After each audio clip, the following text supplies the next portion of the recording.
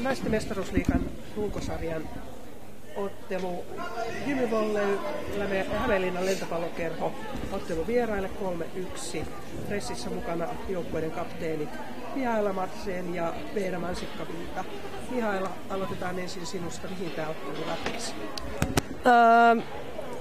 Oli varmasti niinku numeroista sillain näkee, niin ei niinku prosentuaalisesti ole hirveästi ollut eroja tänään, että ehkä semmoiseen kokemukseen sitten oli varmasti molemmilla vähän vaikeita hetkiä tälle illan päättäjäisiksi.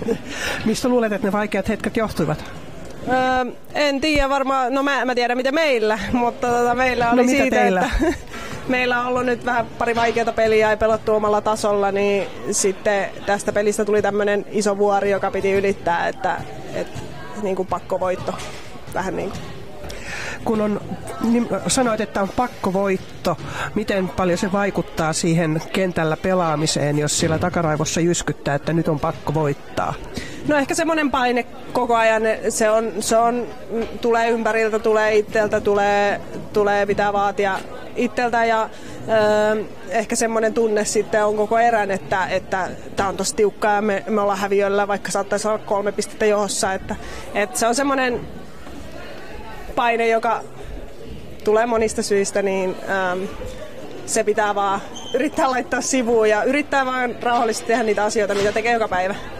No, tämä oli teille tämän runkosarjan 6. peli ja 4. voitto. Onko kausi edennyt odotusten mukaan? No en nyt sanoisi sitä ihan odotusten mukaan, että johtuu ihan siitä, että ei olla pelattu muutamissa peleissä, vaikka ollaan voitettu niin omalla tasolla, että pitäisi pelaa koko ajan sillä tasolla, millä reenataan.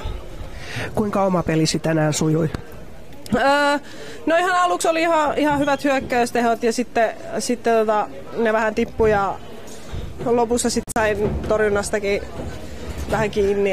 Et semmoinen ihan perushyvä suorittaminen pystyin auttamaan joukkuetta, niin se on ihan hyvä.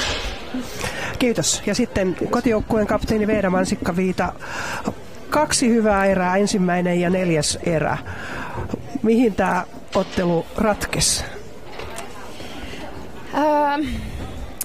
Mä sanoisin, että niin kuin tuossa sanoin joukkueellekin pelin jälkeen, että kun me pystytään pitämään se tavallaan momentum siinä pelissä, niin me ollaan tosi hyviä, mutta että sitä ailahtelua tulee vaan liikaa. Ja että meillä on vaikeuksia välillä nousta niin kuin tavallaan semmoisten huonojen vaiheiden jälkeen takaisin peliin, että ne virheputket kasvaa vähän liian suuriksi ja sitten se on vaikeaa, mutta kyllä me nyt taas tuntuu, että ollaan oikeaan suuntaan menossa, että tässä nyt on tullut muutama ohipeli ja nyt sitten oli kuitenkin parempi fiilis tuolla kentällä, niin kuin semmoinen taistelu. Tuossa joku sanoi kentän laidalla, että ensimmäinen erä tänään oli kauden parasta peliä. Ootko samaa mieltä? No joo, ehdottomasti. Että siinä kyllä puolustettiin ja torjuttiin tosi hyvin ja kaivettiin palloa. Sen lisäksi nousi hyvin, niin pääsi pyörittämään tosi kivasti tätä peliä ja kappassa ja tasaisesti, niin oli kyllä ilo olla kentällä. Miten oma pelisi tänään sujui? No ei ihan parasta. Ehkä syöttöpeli on vähän tyytymätön, että yleensä tuntuu, että saa vähän paremmin sillä painetta vastustajaa ja vähän heitteli passitkin tossa, mutta nämä on näitä. Kun on hiki, niin sitten pallot vähän lipsuu välillä sormista. Giitoksia. Kiitos.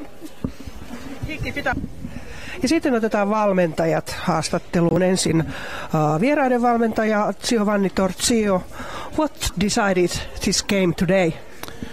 Well, let's see that we don't start well, actually.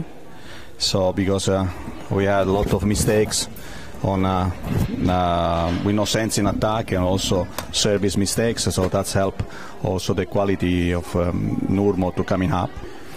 And then we start to serve better. With the service, we start to control more and block and defense. Even still, a lot of mistakes on attack on Dick. But then I think a service and then block was okay, better. Are you satisfied your team today? I'm satisfied about the victory. We don't have now in this moment a good feeling, so we need also this victory to back on the feeling of the winner, and that was really important for us. So is the main. Let's say it is the main. So I see also really good things during the game. We have to make these kind of things more long and not just some moments. But team at the other hand play consistent when it was the moment. Thank you. Thank you. Patrick, mihin tämä ottelu tänään ratkesi? No, niin kuin kollega sanoi, niin vastustaja syötti hyvin. Tilastojen valossa vastaanotto ihan ok, mutta sitten pikkusen tulee näitä meidän liian helppoja. Annetaan ehkä niin sanotusti ilmaisia pisteitä. Tuossa kentän laidalla joku totesi, että Jyväskylä pelasi tänään kauden parhaan erän, ensimmäisen erän, jonka voititte. Näyttikö se valmentajan silmiin siltä? No siis oli varmaan tämän kauden paras erä, mutta kokonaisuudessaan kolmatta erää lukuun ottamatta, niin me saatiin nyt niitä elementtejä, mitä nyt vähän on haettu. 10 torjuntaa, mikä on tietysti hyvä asia. Ja ensimmäistä kertaa saatu vastustaja hyökkäysprosentit alle 40 tällä kaudella. Tämä on niin ehkä vähän valoa, niin valon pilkahdus meiltä. Jos haluat nostaa sieltä jotakin erityistä esiin tänään, esimerkiksi siellä oli Veera Honkanen eka kertaa pelasi koko ottelun liberona, kuinka hän onnistui? Ihan ok, teki sen mitä haluttiin. Ja sitten Heinimäeltä oli iso peli, hän oli syöttökohteena, kesti hyvin.